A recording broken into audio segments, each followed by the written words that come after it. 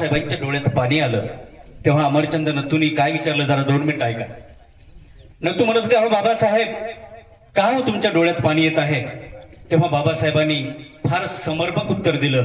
बाबासाहेब म्हणाले, अरे नथू, माझे 4 लेकरे गेले, मी त्यांच्या अंत्यविधीला थांबू शकलो नाही.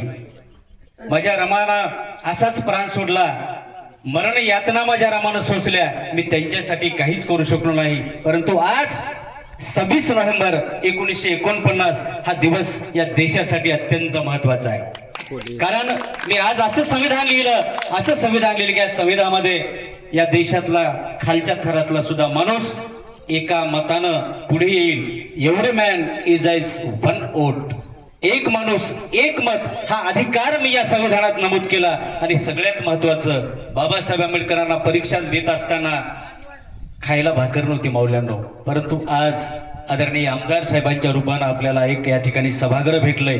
ही बाबासाहेब आंबेडकरांच्या संविधानाची कृपा आहे.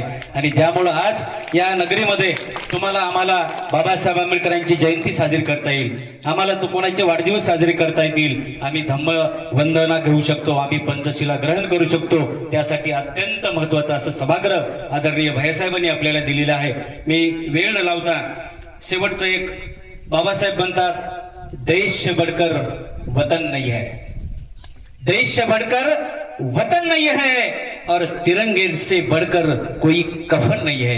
कारण राजरत्नाला जेव्हा मृत्यू झाला तेव्हा त्यांना कोरा कपडा सुद्धा नव्हता, परंतु बाबासाहेबांनी या संविधानामध्ये जर एखादा देश सेवा करत असताना कोणी जर वारला, वीर मरण आलं, एखादा VIP माणूस मेला, आमदार खासदार मंत्री, त्यासाठी अत्यंत महत्वाची व्यवस्था बाबासाहेबांनी करून दिली. कारण त्यांचा देह कशामध्ये लपेटला जातो?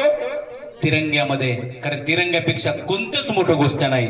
धन्यवाद. मी आदरणीय भैयासाहेबांना विनंती करतो की आपण संबोधित करा.